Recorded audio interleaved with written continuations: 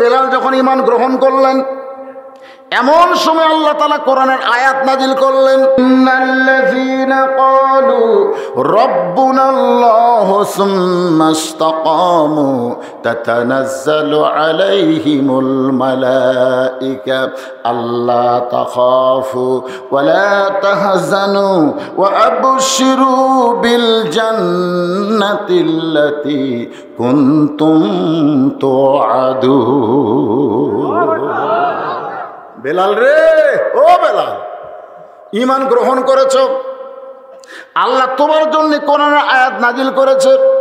বেলাল বলতেছে, রাসূলুল্লাহ, আমার আগে আবু বকর ঈমান গ্রহণ করলো, আলী ঈমান গ্রহণ করলো, খাদিজা ঈমান গ্রহণ করলো, আব্দুর রহমান ঈমান গ্রহণ করলো, ওসমান ঈমান গ্রহণ করলো। তখন আল্লাহ কোরআনের আয়াত নাজিল করলো না, আর আমি বেলাল ঈমান গ্রহণ করার সঙ্গে সঙ্গে আল্লাহ কোরআনের আয়াত কেন নাজিল করলো? রাসূল বলে, বেলাল, আবু বকরের মুনিব হলো একটা আল্লাহ, আলীর মুনিব হচ্ছে একটা আল্লাহ, কিন্তু তুমি বেলাল, তুমি ঈমান গ্রহণ করার পরে তোমার মুনিব হলো দুইটা, একটা হলো আল্লাহ আর একটা হলো উমাইয়া। একটার নাম কি? উমাইয়া, আর একটা হলো আল্লাহ। এখন বাংলাদেশের মুসলমান কোন তো আমাকে মুনিব কয়টা? কথা কয় না। আমাকে 1 নম্বর মুনিব হচ্ছে আল্লাহ, আর 2 নম্বর হচ্ছে হাসিনা। জোরে কোন কথা, ঠিক না? এই ইমানদারেরা একটু বুঝে শোনা গো। এই যে একজন মাঝখান থেকে বুঝুন, ঠিক কি রে, তুই কি বুঝলি রে? না, ওর কথাই ঠিক। রাসূল বলতেছে, বেলাল, আবু বকরের মুনিব শুধু আল্লাহ, কারণ আবু বকর কারো গোলাম না। আলীর মুনিব শুধু আল্লাহ, আলী কারো গোলাম না। আর তুমি বেলালের মুনিব শুধু লা ইলাহা ইল্লাল্লাহ না, তোমার একজন মুনিব আছে। আমাদের মুনিবের নাম হলো রব্বানা আতিনা ফিদ দুনিয়া হাসিনা। এটা মুনিব আছে। ইমান ইমান শোনেন, তারপরে ও আমিলুস সলেহ আসতেছে। ও আমিলুস সলেহ যখন আসবে তখন নামাজের কথা আসবে আর একবার। কেবল বাজতেছে 3:10। খুব তড়িঘড়ি করার দরকার আছে? হ্যাঁ, একটু তাফসীরটা শোনেন সূরা আসরের। বাবা, মনোযোগ দিয়ে শোনা লাগবে। দিনের বেলা মাহফিল, রাতের বেলা অন্ধকার হলে কোনো দিকে চোখ যায় না, আর দিনের বেলা চারিদিকে মন যায়। তো কি বলতেছেন? হযরত বেলালকে রাসূল বলতেছে, বেলাল, তোমার জন্য আল্লাহ কোরআনের আয়াত নাজিল করলো, ঈমান গ্রহণ করেছো রাত্রিবেলায়, এই ঈমানটা যেন দিনের আলোতে প্রকাশ না পায়। যাও গোপনে গোপনে ঈমানের কি করো? তাজিম করো। গোপনে গোপনে ঈমানের সম্মান করো। হযরত বেলাল চলে গেল রাত্রিবেলায় গোয়াল ঘরে, কারণ বেলালকে যেখানে থাকতে দেওয়া হয় সে জায়গাটা হলো গোয়াল ঘর। জোরে কোন কি ঘর? গোয়াল ঘর। উর্দুম্বা গাদা যে ঘরে থাকে সেই ঘরে বেলালও থাকতে দেয়। বেলাল একদিন কইছিল মনিবকে, ও যে মনিব বলছিল, মনিব, উর্দুম্বা গাদার ঘরে থাকা যায়? বেলালে মনিব কই, কি খোঁজ তুই? আমার কাছে উর্দুম্বার দাম আছে রে, তোর দাম নেই। এই, তোর কোনো দাম আছে নাকি? তুই মানুষ? দেখেন, দুনিয়ার নকল মনিবের কাছে কোনো মানুষের অধিকার পাওয়া যায় না। পাবেন মানুষের অধিকার? বাড়ি কারেন্ট জ্বলেনি আমার। আমি এখন শহরত থাকি, এই মাসে যাই দেখি 7,233 টাকা বিল। কেরে বাতি জ্বলল না, এত বিল কে? হবেই, হবে। 80 টাকা স্যার সোয়াবিন তেল, কেন 200 টাকা? হবেই, হবেই। কি করবেন? কি করবেন? যেভাবে জিনিসপত্রের দাম বাড়তেছে, নকল মুনিবের কাছে আসল মুনিবের কাছে আমরা ধরাই দেবার পারতেছি না। টেনশনে। জোরে কোন কথা, ঠিক কিনা? টেনশন, খালি টেনশন। 500 টাকা পকেটে দিয়ে বাজার হবি করে টেনশন। গোয়াল ঘরের মধ্যে বেলাল থাকে।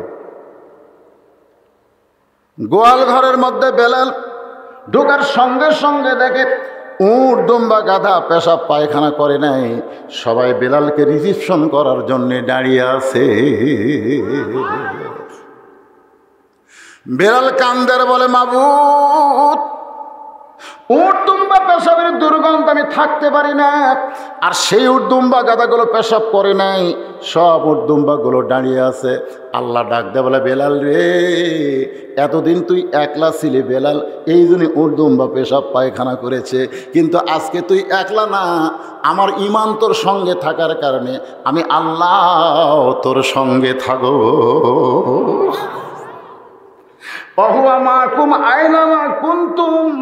ঈমান কারে কয় শোনেন, যখন কলিজার মধ্যে ঈমানকে জায়গা দিবেন, আপনি তখন একলা থাকবেন না, আপনি আমার সঙ্গে আমার আল্লাহ থাকবে। আল্লাহ উর্দুমবারে কয়ে দিছে, বেলাল কিন্তু আমার ঈমান নিয়ে ঘরের মধ্যে ঢুকতেছে, খবরদার, যদি করা লাগে দিনের বেলা করব, রাতের বেলা করব না। সমস্ত জন্তু জানোয়ার কার বাধ্য? আর আল্লাহর তো পক্ষ থেকে বলেছে, মাল্লাহুল মাওলা ফালাহুল কুল। কেউ যদি মাওলার হয়ে যায় তখন কুল মাখলুক আল্লাহ তার গোলাম বানিয়ে দেয়। সুবহানাল্লাহ। বেলাল দেখতেছে, তাহলে কি করি? সকালবেলা গোয়ালঘর পরিষ্কার করাই তো আমার কাম, কিন্তু গোয়ালঘর যদি পরিষ্কার নাই করা লাগে তাহলে আমার একটাই কাম, কোনো রোজা নাই, নামাজ নাই। সেই সময় 1 নম্বর কাজ হলো লা ইলাহা ইল্লাল্লাহ। ঈমানের কলেমা সকলে পড়েন, লা ইলাহা ইল্লাল্লাহ, লা ইলাহা ইল্লাল্লাহ মুহাম্মাদুর রাসূলুল্লাহ সাল্লাল্লাহু আলাইহি ওয়াসাল্লাম। কলেমার মধ্যে ঢুকে গেছে জিকির। তখন তো নামাজ নাই, আসসালাতু খায়রুন মিনান নাওম কি আজান আছে? নাই তো, বেলালই তো আজান শুরু করছে। তো জিকির করতে করতে কলেমার মধ্যে ডুবে গেছে বেলাল। অন্যান্য গোলাম মনিবের কাছে গিয়ে নালিশ করতেছে যে বেলাল তো আলসে হয়ে গেছে, এখন পর্যন্ত গোয়াল ঘরের দরজা খোলেনি। বেলালের মুনিব তো বেলালকে দেখতেই পারে না। আবার সেই বেলালের বিরুদ্ধে অভিযোগ, মুনিব চামড়ার চাবুক নিয়ে বেলালের ঘরের দরজায়, বেলাল দুনিয়ার সবাই উঠেছে ঘুম থেকে, তুই কেন উঠিস না? বেলাল কোনো কথা কয় না, কারণ বেলাল আসল মুনিবের ধান্দায়, নকল মুনিবের কোনো খাওয়া নাই। যখন ঈমান গভীরভাবে অন্তরে জায়গা দিবেন তখন নকল মুনিব আর জায়গা পাবে না, আসল মুনিবের কাছে আপনি ধরা পড়বেন। জোরে কোন কথা ঠিক কি না? জোরে দরজা ধাক্কা দিয়ে গোয়াল ঘরের দরজা খুলে বেলালের মুনিব ওমাইয়া দেখতে পায় গোটা গোয়াল ঘর পরিষ্কার। বেলালের মুনিব চিল্লায় বলে, রে গোলামের বাচ্চা, গোলামেরা, তোরা বেলালের বিরুদ্ধে নালিশ করলি, বেলাল আলসে হয়ে ঘুম পাড়তেছে, কিন্তু বেলাল তোমার আলসা নয়, তোরাই আলসা। তোরা যখন ঘুমাইছিলি তখন বেলাল পরিষ্কার করেছে।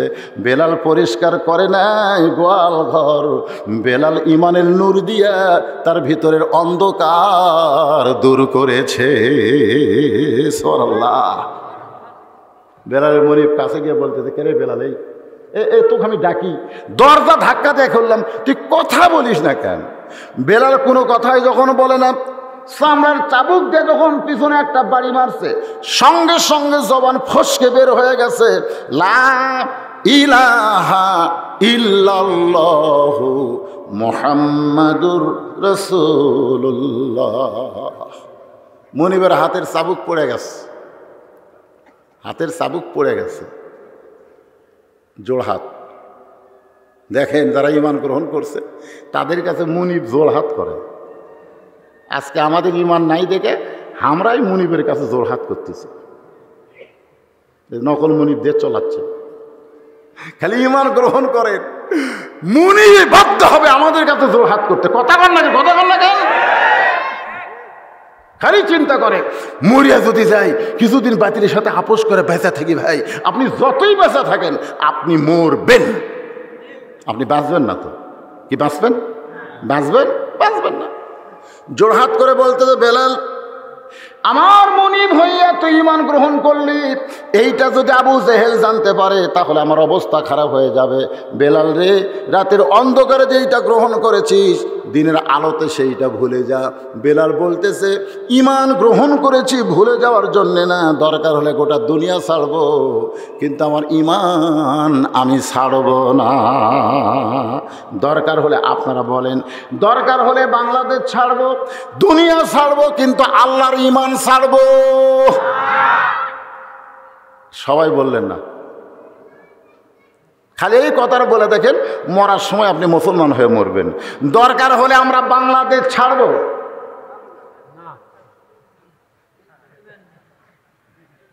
আরে আমি বলতেছি, আপনারা একটু আমার সাথে একটু হুঁকারে দিয়ে কয়ে যান। ও আমেলু সলিহার উপর আসতেছে, ইমানের পরই আসরের এই সূরা আসরের 2 নম্বর টপিকের উপর আলোচনা হবে। সব কিছু আমরা ছাড়বো, কিন্তু আল্লাহ এ কথা কর না কেন? আল্লাহ কয় তোকে ছাড়া লাগবে না, তোকে ছাড়া লাগবে না। নবী যখন বলতেছি ইয়া রাসূলুল্লাহ, আল্লাহ যেই হারে মার শুরু হয়ে গেছে, বেলালক মারতেছে, আম্মারক মারতেছে, ইয়াসারকে মারতেছে, সুমাইকে একটা মহিলাকে মারে শেষ করে দিল, কি করব আল্লাহ? আল্লাহ বলতেছে মক্কা ছাড়ো। যেখানে এত মার সেখানে আর থাকা যাবে না, তো মক্কা ছাড়ো। তো রাসূল বলতেছে মক্কা কেন ছাড়বো? আল্লাহ বলতেছে মক্কাতে তুমি হচ্ছ ইমাম আর আবু জেহেল হচ্ছে নেতা। একজন ইমামতি করবি, একজন নেতৃত্ব দিবি, সেই দেশে ইমান টেকা খুবই কঠিন হবে। বরং এমন একটা জায়গায় তোমাকে যেতে হবে, সেখানে যাওয়ার পরে তুমি ইমাম হবে, তুমি নেতা হবে। জোরে কোন সুবহানাল্লাহ। 5 ওয়াক্ত নামাজ মক্কায় পেয়েছে নবুয়তের 10ম বৎসরে, কিন্তু নামাজ কায়েম হয়নি। নামাজ কায়েম হয়েছে মদিনায়। হিজরতের প্রথমেই নবী একটা মসজিদ বানাবেন, জায়গাটা নবীর পছন্দ, জায়গাটা হলো কোবা পল্লী। যারা হজ করেছেন ওই মসজিদে গিয়া তারা 2 রাকাত নামাজ পড়ে একটা কবুল ওমরা হজের সওয়াব পায়া। নবী বললেন কে রে, এই সুন্দর জায়গাটা কার? তো মদিনার একজন আনসার বললেন, এ রাসূলুল্লাহ, এ জায়গার মালিক তো মারা গেছে, আপাতত 2টা এতিম এই জায়গার দায়িত্ব আছে। তা আল্লাহ রাসূল বলেন, যাও সেই 2 এতিমকে আমার কাছে নিয়ে আসো। ও আমেলু সলেহা, একটু মনোযোগ দেবেন। তো 2 এতিম এসে নবীর কাছে বসেছে। আল্লাহ রাসূল বলতেছেন, বাবা এই জায়গার মালিক কি তোমরা? 2টা এতিম বাচ্চারা বলতেছে, ইয়া রাসূলুল্লাহ, জায়গার মালিক আমরা না, জায়গার মালিক হচ্ছে আল্লাহ। 2টা এতিম বাচ্চা, ছোট ছোট বাচ্চারা, দেখেন তার কি ইমান কি? জায়গার মালিক আমরা না, জায়গার মালিক হচ্ছে কে? আরো জোরে। কিন্তু আমরা দেখাশোনা করতেছি। আল্লাহ রাসূল বলেন, এই জায়গাটা আমার পছন্দ হলো, এই জায়গায় আল্লাহর ঘর মসজিদ বানাবার চাই, এর বিনিময়ে তোমরা কি চাও? 2 এতিম বাচ্চা নবীর 2 হাত ধরে বলতেছে, বিনিময় যদি দিবার চান তাহলে আমরা দুনিয়াতে বিনিময় নিব না, আমরা আল্লাহর জান্নাত চাই। এটার নাম হচ্ছে আমল, এটার নাম হলো আমল। রাসূল বললেন তোমরা কি চাও? 2 এতিম বাচ্চা 2 হাত ধরে নবীর বলতেছে, বিনিময় যদি দিবার চান তাহলে আমরা দুনিয়াতে বিনিময় নিব না, বিনিময় নিব আমরা জান্নাত। আল্লাহ রাসূল বললেন, মামবানা লিল্লাহি মসজিদান, কেউ যদি আল্লাহর ঘর মসজিদ বানায় দেয়, আল্লাহ বানাল্লাহু বাইতান ফিল জান্নাহ, আল্লাহ তাকে জান্নাতে একটা ঘর বানায় দেয়। আর আবার যাবে আর রাগ করবে, বলবে হুজুর আমাদের কোনো ওয়াজ করলো না। ওয়া আমিলু সলিহার মধ্যে মায়েদের ওয়াজ হলো। গভীর রাত্রে খাদিজাতুল কুবরা আল্লাহ নবীর এই ডান হাতখানা ধরে কাঁদতেছে। কে কাঁদতেছে? মনোযোগ দেয়নি। কে কাঁদতেছে? খাদিজাতুল কুবরা নবীর ডান হাত ধরে কাঁদতেছে। নবী আমার ঘুম থেকে চেতন পায়, বলে খাদিজা কাঁদো কেন? খাদিজা বলতেছে, ইয়া রাসূলুল্লাহ, যে কোনো সময় আমার মৃত্যু হবে, যে কোনো সময় মৃত্যু হবে। এটা হলো ইমানদারের 1 নম্বর আমল, যে কোনো সময় মৃত্যু হবে। যারা আমরা ইমান গ্রহণ করেছি, আপনারা বলেন তো আমাদের মৃত্যু কখন হবে? কথা কয় না, কথা কয় না। যে কোনো সময় মৃত্যু হবে। খাদিজা বলে, রাসূলুল্লাহ, যে কোনো সময় যদি আমার মৃত্যু হয় তাহলে আমি মরে যাচ্ছি, আমার কি কোনো খোঁজ খবরই নাই? রাসূল খাদিজার কপালে চুমাতে বললেন, খাদিজা, ওই আল্লাহর শপথ করে বলতেছি, আপনার যদি মৃত্যু হয় আপনি হবেন 1 নম্বর জান্নাতি। পুরুষের মধ্যে 10 জন জান্নাতের সার্টিফিকেট পেয়েছে। পুরুষের মধ্যে 10টা সাহাবীকে আল্লাহ জান্নাতের সার্টিফিকেট দিয়েছে। তার মধ্যে 1 নম্বর হলো আবু বকর, আর নারীদের মধ্যে 1 নম্বর হলো খাদিজাতুল কুবরা। সুবহানাল্লাহ কবেন না? তো আল্লাহ রাসূল কিন্তু বিবির সাথে আবার কৌতুক। কৌতুক মানে কি? আপনি কিন্তু হাসি ঠাট্টা বিবির সাথে যত বেশি করবেন তত বেশি সওয়াব পাবেন। সুবহানাল্লাহ বলেন। তো আল্লাহ রাসূল কৌতুক করে বলতেছে, কৌতুক যে খাদিজা পুরুষের মধ্যে 1 নম্বর আবু বকর, 2 নম্বর হলো ওমর।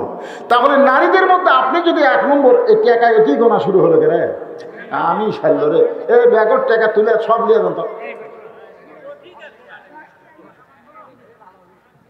এই সব ব্যাগ আছে,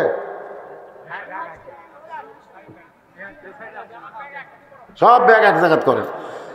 এই আমার মাইকের মধ্যে আদায় করে, মাইকের বসার জায়গা করছেন, সেখানে লোক গেছে, এখন মাইকের ওয়াজ হচ্ছে। আল্লাহ রাসূল কৌতুক, কৌতুক করা ইসলামে জায়েজ আছে। সুবহানাল্লাহ। কৌতুক করা, আপনি বইয়ের লাখ ধরে বলবেন তোমার না কেটে কি রে, যত দেখি খালি দেখতে পারি মন চায়, আসলে বোঝা। তারপরে আপনি কৌতুক করে যদি এই কথা বলেন, বউ যদি খুশি হয়ে বলে ওগো তুমি আমাকে এত ভালোবাসো, এ বলা মাত্রই আপনি একটা সৎকার সব পাবেন। সুবহানাল্লাহ বলেন। তা আল্লাহ রাসূল কৌতুক করে বলতেন, খাদিজা পুরুষের মধ্যে 2 নম্বর জান্নাতি উমর হবে, 1 নম্বর আবু বকর, 2 নম্বর উমর। তো নারীদের মধ্যে 2 নম্বর কে হলে ভালো হয়? নারীদের মধ্যে 2 নম্বর কে হলে ভালো হয়? মা খাদিজা বললেন, রাসূলুল্লাহ নারীদের মধ্যে 2 নম্বর ফাতেমা হলে ভালো হয়। কে হলে ভালো হয়? ফাতেমাও হলে ভালো হয়। রাসূল চমকে গিয়ে বললেন, খাদিজা আল্লাহ আপনার পেট থেকে 4টা মেয়ে দিছে, 4টা মেয়ে আল্লাহ আপনার পেট থেকে দিছে, কুলসুমা, রোকেয়া, জয়নাব, ফাতেমা।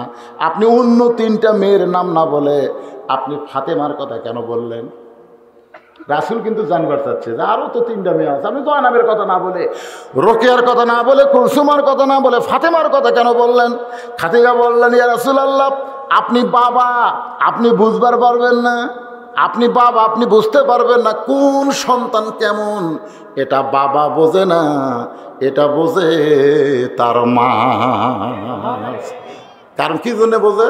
বাবা আনন্দে মাতিয়া সাগরে ভাষা এইয়া, সেই যে চইলা যায় খবর লয় না, মাজন ধরিয়া উদরে কতই কষ্ট করে, 10 মাস পরে পায় প্রসবের বেদনা, এমন দরদি ভাবে কেউ হবে না আমার মা, মা গো। আল্লাহ রাসূল বললেন, খাদিজা তাহলে ফাতেমা সম্পর্কে আপনি কি বলেন? খাদিজা বলতেছি, ইয়া রাসূলুল্লাহ ওই আল্লাহর শপথ করে বলতেছি, আপনার তো 4টাই, আপনি তো 4টাই আমার পেটত দিয়েছেন, কিন্তু ফাতেমা যখন আমার পেটে ছিল আমি বুঝবারই পারিনি। ফাতেমা যখন দুনিয়াতে প্রসব হয়েছে আমি কোনো কষ্ট পাইনি, আর ফাতেমা যখন দুনিয়াতে এসেছে আমি তখন দেখেছি মেয়েটা পর্দা নিয়েই দুনিয়াতে এসেছে। জোরে বলছেন। আল্লাহ রাসূল খাদিজার কপালে একটা চুমা দিয়ে বলেন, খাদিজা আপনি যতই বয়ান করেন আপনার ফাতেমা জান্নাতি নয়। যেই কইছে মায়ের কি হয়? খাদিজা ছোট বাচ্চার মতন চিৎকার দিয়ে বলে, নবী গো কি বললেন আমার ফাতেমা জান্নাতি নয়? তাহলে আমার ফাতেমা কি জাহান্নামী? রাসূল বলে, খাদিজা পুরোপুরি কথা না শুনে এমন করে বলবেন না, আপনার ফাতেমা জান্নাতি নারীদের নেত্রী। যেই কইছে জান্নাতি নারীদের নেত্রী তখন খাদিজার মুখ সেই গোমটা। রাসূল কি হলো, তোমার মুখ আর ভার কেন? আপনি পাল্টা দেন, পাল্টা দেন, পাল্টা দেন। ফাতেমা হবে 1 নম্বর জান্নাতি, আর আমি হব জান্নাতি নারীদের নেত্রী। আল্লাহ রাসূল বলতেছে, খাদিজা আপনারই তো মেয়ে, অসুবিধা কি? আপনি হলেন মা 1 নম্বর জান্নাতি, আর মেয়ে হবে জান্নাতি নারীদের নেত্রী। খাদিজা বলতেছে, হুজুর আপনি মরদ মানুষ, আপনি বুঝবেন না, আপনি মরদ মানুষ বুঝবেন না, কিন্তু এটা মেয়ে মানুষ বোঝে। মেয়ে মানুষেরা কোনো দিন কারো অধীনে থাকতে চায় না, কারণ নেত্রী হলে, ফাতেমা নেত্রী হলে আমি 1 নম্বর জান্নাতি হলে তো তারই অধীনে থাকা লাগবে। আমি কে খালেদার অধীনে হাসিনা থাকবো? দরকার খালেদা দেশ জেলত পুষে আমার মতো, এখন কথা ঠিক, কারণ তার অধীনই তো থাকবো না আমরা। এত অসুখ আছে, দরখাস্ত লিখতেছে কেন বিদেশে পেটে দেন। আরে আর বাঁচবি না ভাই রে, বাঁচলেও আর কোনোদিন রাজনীতি করবি না, তোর এখন কথা ঠিক কিনা? তারপরও বর্তমান প্রধানমন্ত্রী করছে না, কি জন্য না, যদি ভালো হয়ে আবার চান্স নেয়।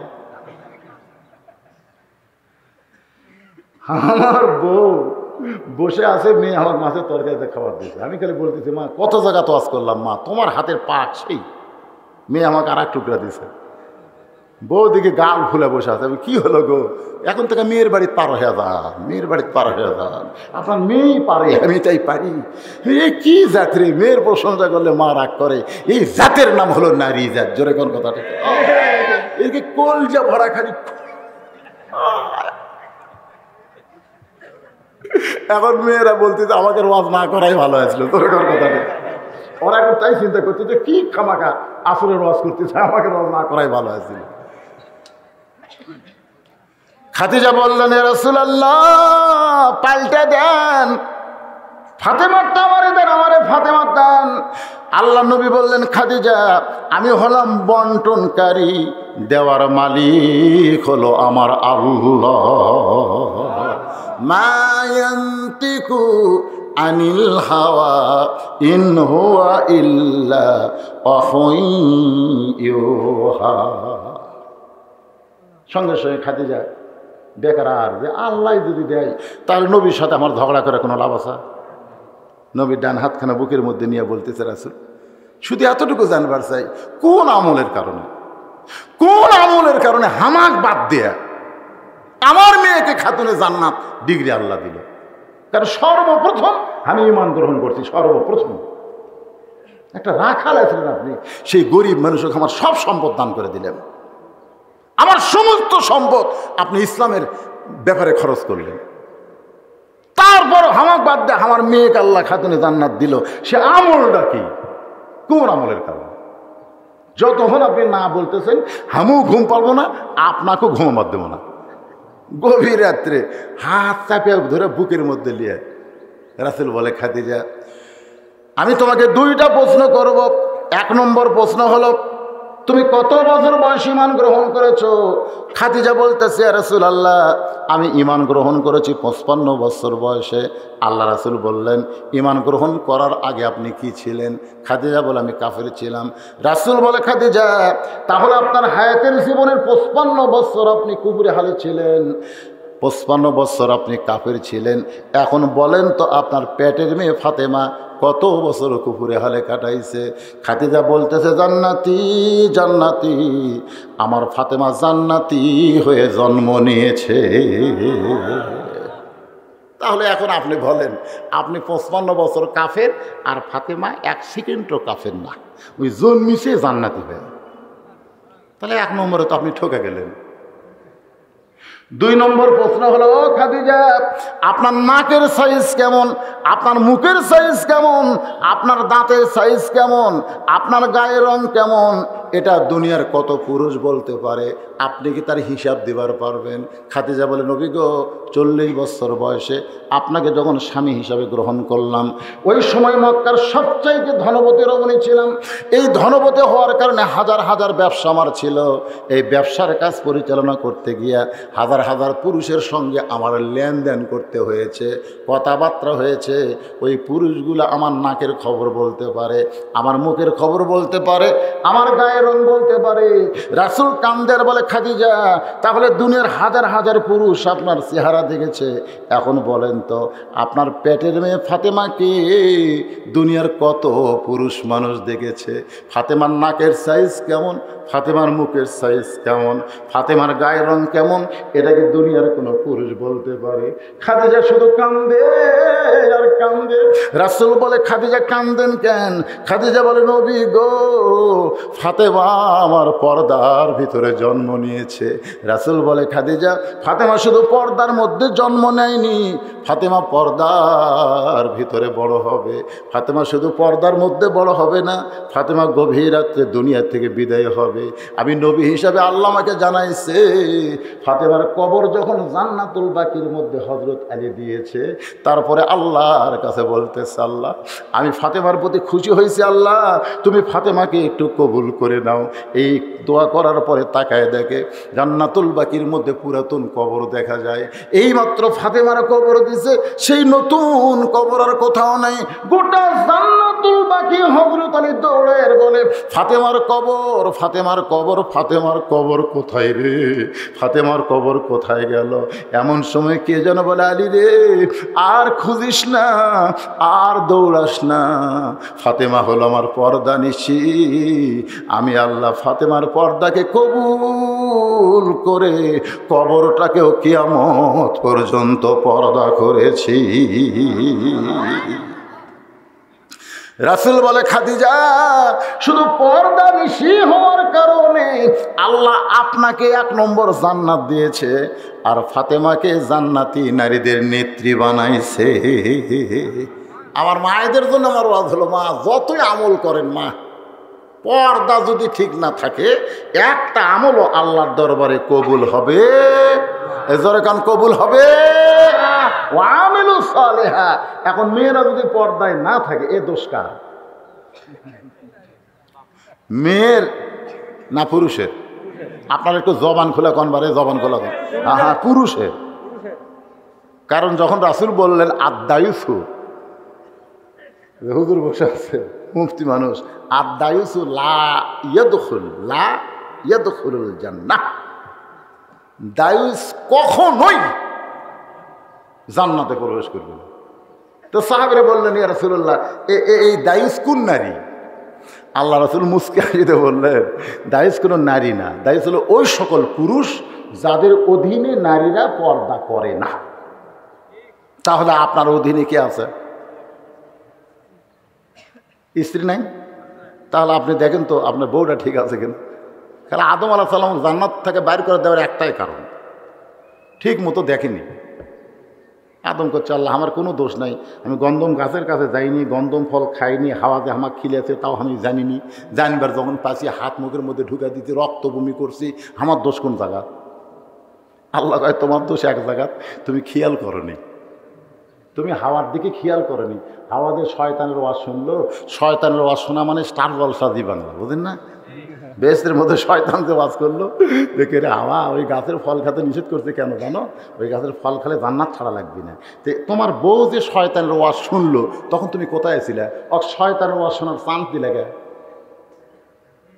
এই আদম, তোমার বউ হাওয়া যে গন্ধম গাছের কাছে গেল, তখন তুমি কোথায় ছিলে? ওই যে গন্ধম ফল পারলো খাইলো, তুমি কোথায় ছিলে? আদম কয়, আল্লাহ আমি খেয়াল করিনি, আমি খেয়াল করিনি। আল্লাহকে খেয়াল করিস না কে? বউ বলে দাবি করিস আর বউয়ের প্রতি খেয়াল করবি না? আপনার বউ বলে দাবি করেন, আপনার বউ ভারতের চ্যানেল দেখে, আপনি খেয়াল করবেন না?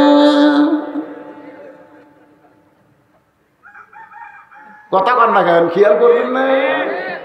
যদি না করেন, পাওয়া জান্নাতের থেকে আমার বাপক বাইর করে দিছে, আদমক বাইর করে দিছে এ হাওয়ার কারণে। আমরা তো সগলি নামাজ পড়া জান্নাতের যেমন, কিন্তু ওর কে কারণেই তো হাওয়া করে আবার। তা আপনার অধীনে তো আপনার যুবতী মেয়ে আছে, যতদিন বিয়ে দেননি, মেয়েটা কি আপনার অধীনে নাই? এ কথা কোন আছে না নাই? এই যে যুবকগুলো, এই যে সোনার যুবকেরা কলজা ভরে গেছে, জায়গা ছোট হোক ভাই, বুড়া মানুষের সাথে যুবকের সংখ্যা বেশি। অনেকদিন পরে কলকাতা এসে কলজা ভরে গেল এই যুবকেরা। ও যুবক, কেরে যুবকেরা, কয়েকদিন পরে খেলা শুরু হবে। কি খেলা? ও যে মেসি আর নেইমার এখন থেকে চুল কাটতেছে, ওই মেসির ভক্ত, ওই নেইমারের ভক্ত। অথচ মেসিকে এক সাংবাদিক জিজ্ঞেস করছিল যে বাংলাদেশের যুবকেরা যে আপনার কোটি কোটি যুবক ভক্ত আছে, আপনি সেই বাংলাদেশ চিনেন? মেসি বলতেছে, মানচিত্র খুঁজে তো বাংলাদেশ পাওয়া যায় না। মানে ওই যে একটা গোল একটা মানচিত্র আছে, কোনটা বাংলাদেশ রে? ঘুরে ঘুরে ঘুরে ঘুরে এই লোক ঠেকানোর মতন একটা জায়গা আছে, সেটা হলো খালি ব লেখা আছে, খালি ব। বাংলাদেশ গোটা লেখারও জায়গা নেই। মেসি বলতেছে, আমার কি ঠেকা পড়ছে, আমি চিনি না। দেখছেন, মেসি বাংলাদেশ চেনে না, আর সেই মেসির পাগল এই জোয়ানেরা।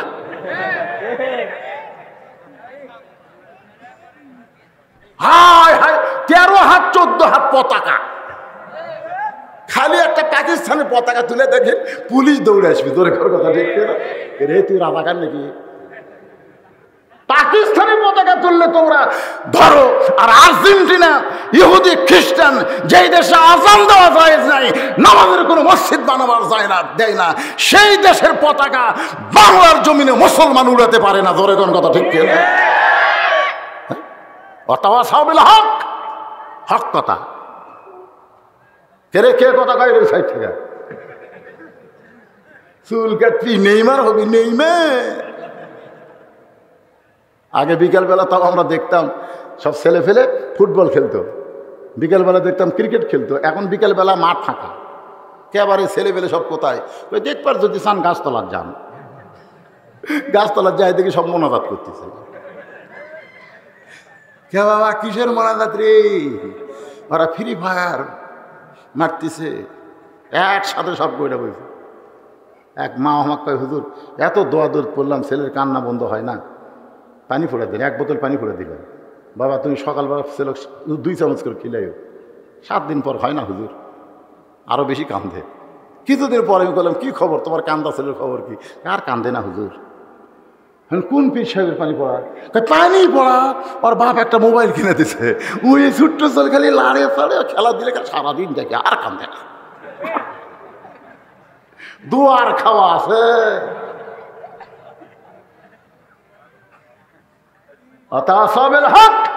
সবচাইতে হক কথা হলো, আমরা মেসি নেইমার ব্রাজিল আর্জেন্টিনার সাপোর্টার নই, আমরা সাপোর্টার হব আল্লাহ রাসূলের। জোরে কোন কথা ঠিক? মান তাশাব্বা বিকওমিন ফাহুয়া মিনহুম। রাসূল বলেছেন, যে জাতকে যে অনুসরণ করবে ওই জাতির সাথে তার হাসর হবে রে। চুল কাটতেছিস মেসির চুল, ছেলে অনুযায়ী মেসির মতন দে, মেসির মতন দে। ওই মেসির সাথে মেসি ঘুরে যাবি, জান্নাতে যাবি। জাহান্নামের ফুটবল হবে, ফুটবল। দেশে যেরকম খেলতেছে ওটি সেরকম খেলবি আল্লাহ। একটা গান শোনেন, কব যদি ফুলগুলো হয় অভিমানে ঝরে যায়, আমি মালা গেথে বলো কারে পরাবো, সে যে কেন এলো না, কিছু ভালো লাগে না, কবরে আসুক তারে হে আমি। কবরে যাওয়ার আগে সোনার যুবকেরা ভালো হয়ে যাও, ভালো হও। ভালো হতে পয়সা লাগে না ময়নারা।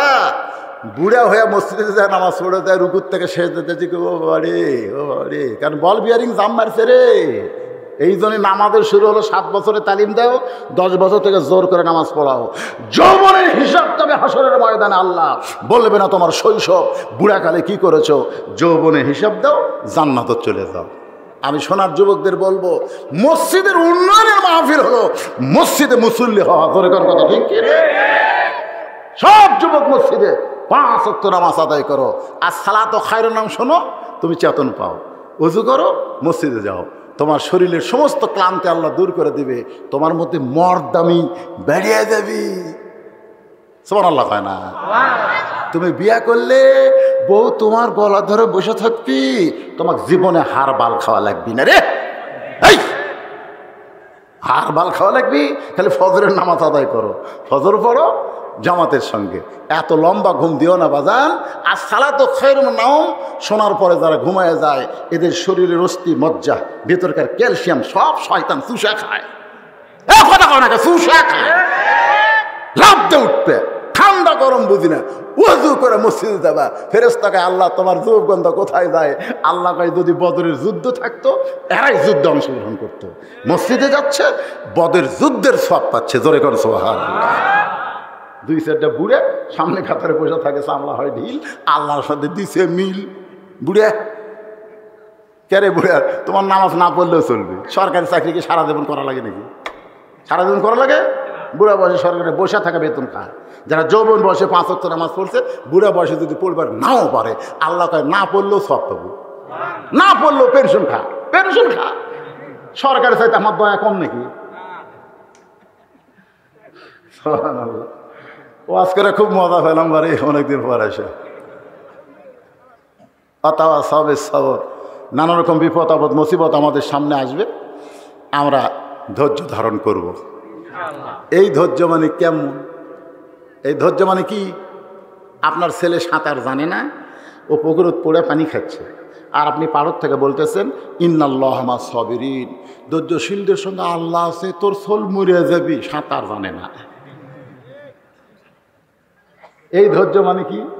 এই ধৈর্য মানে বাতিলের সঙ্গে মোকাবেলা করে ধৈর্য ধারণ করে আমরা গোপনে গোপনে, ওরা আমাদের প্রকাশ্যে অফিস করবার দিচ্ছে না, ওরা প্রকাশ্যে আমাদের মিটিং মিছিল করবার দিচ্ছে না, তাই বলে মনে করেননি যে আমরা মরে গেছি, আমরা অনলাইনে ধৈর্য ধারণ করে এমন তাজা হচ্ছে।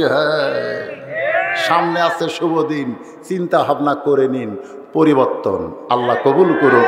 জোরে কর আল্লাহুম্মা আমিন। আস্তাগফিরুল্লাহ রাব্বি মিন কুল্লি জামবি ওয়া তুবু ইলাইহি লা হাওলা ওয়া লা কুওয়াতা ইল্লা বিল্লাহিল আলিয়্যিল আযীম। আল্লাহুম্মা সাল্লি আলা সাইয়্যিদিনা শাফিনা নাবিয়িনা মাওলানা মুহাম্মদ। ওটা কিসের বিজ্ঞাপন? আচ্ছা, আল্লাহুম্মা আমিন। আল্লাহুম্মা আনতাস সালাম ওয়া মিনকাস সালাম তাবারাকতা ইয়া যাল জালালি ওয়াল ইকরাম। আয় আল্লাহ তাআলা, দিনের বেলার কাজ কামকে বাদ দিয়া তোমার হাজারো বান্দা বান্দি আজকে জান্নাতের বাগানে বসে সূরা আসরের তাফসীর শেষ করে দুইখানা হাত তোমার দরবারে তুলে ধরলাম। আল্লাহ মেহেরবানি করে আজকের মাহফিল আমাদের সকলের হেদায়েতের জন্যে, নাজাতের জন্যে, জান্নাতের জন্যে কবুল করো। এই মাহফিলের শুরু থেকে শেষ পর্যন্ত যত আলোচনা হয়েছে, যদি কোনো ত্রুটি হয়, ভুল হয়, মাফ করে দাও, এর যা হাদিয়া মঞ্জুর করো। সোনার মদিনায় নবী পাকের রওজা মুবারকে আল্লাহ তুমি কবুল করে নাও। তামাম আম্বিয়ায়ে কেরাম, আসহাবে কেরাম, তাবিনী কেরাম, তাবা তাবিনী কেরাম, তামাম পৃথিবীর মাটির নিচে যত মুমিন মুমিনা শুয়ে আছে আল্লাহ সকলের আরওয়াহ পরে হাদিয়া কবুল করো। ও মাবুদ, আমরা যারা হাত তুলেছি, আমাদের জনম দুঃখনী মা,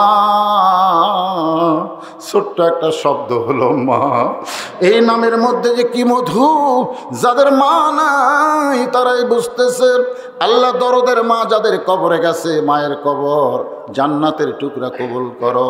বাবার বাড়িঘর সবই আছে, আমি সহ যারা আমরা বাবা হারা এতিম হয়ে গেছে, আল্লাহ মেহেরবানি করে বাবার কবর জান্নাতের টুকরা বানাও। দাদা না আত্মীয় স্বজন যারা কবরে চলে গেছে মাফ করে দাও। আয় আল্লাহ তাআলা, তোমার যেই পল গাছা ছোট পাড়া মসজিদ কেন্দ্রিক আয়োজিত আজকের এই দিনের মাহফিলকে যারা কষ্ট করে মেহনত করে হাজার হাজার টাকা খরচ করে লাগাইছে, আল্লাহ তাদের সকলকেই তুমি জান্নাতি হিসাবে কবুল করে নাও। মসজিদ কমিটির সভাপতি, মসজিদের সেক্রেটারি, মসজিদের ক্যাশিয়ার, মসজিদের ইমাম, মুয়াজ্জিন, মুসল্লি, খতিব, আল্লাহ মসজিদকে যারা সহযোগিতা করলো, আল্লাহ সকলকেই তুমি কবুল করে নাও। পর্দার অন্তরালের মা বোনেরা, আবিদা সালিহা পর্দানিশী কবুল করে মা ফাতেমার চরিত্র দান করে দাও। অসুস্থ আমরা কেউ থাকলে সুস্থ করে দাও, অভাবকে মোচন করে দাও। মাঠে ময়দানের ফসলগুলা আল্লাহ রহমত বরকত দিয়া তুমি হেফাজত করো। আয় আল্লাহ তাআলা, মাজলুম আলেম যারা জেলখানায় বন্দি জীবন কাটায়, আমার ওস্তাদ, আমার ওয়াজের আদর্শ, আল্লাহর ওলি, কোরআনের পাখিকে তুমি জেলখানার মধ্যে সুস্থ রেখো। আল্লাহ আমির হামজাকে মুক্ত করে দাও, মামুনুল হককে মুক্ত করে দাও। যত আলেম ওলামা আল্লাহ বন্দি জীবন কাটায়, আল্লাহ তাদের সকলকেই তুমি মুক্ত করে দাও। আল্লাহ গো, আমি গুনাহগার বলে দোয়া ফিরাই দিও না। কত যুবক আমার সঙ্গে হাত তুলেছে, যেই যুবকগুলো আল্লাহ কোরআনের জন্য, ইসলামের জন্য কবুল করো, তাদের হাতের উসিলায় আজকের মাহফিলকে কবুল করে নাও। আল্লাহ আমি দোয়া করি এই যুবকগুলো মোবাইল আসক্তি থেকে ফিরে আল্লাহ তোমার ঘরে কবুল করে নাও। আল্লাহ কে কোন নিয়তে হাত তুলেছে সকলের নেক নিয়ত, নেক আশাকে তুমি কবুল করো। সুবহান রাব্বিকা রব্বিল ইজ্জাতি আম্মা ইয়াসিফুন ওয়া সালামুন আলাল মুরসালিন আলহামদুলিল্লাহি রব্বিল আলামিন। ওয়াজাল আখিরা কালামিনা ইনদাল মাউতি লা ইলাহা ইল্লাল্লাহু মুহাম্মাদুর রাসূলুল্লাহ সাল্লাল্লাহু। আসসালামু আলাইকুম ওয়া রাহমাতুল্লাহি ওয়া বারাকাতুহু।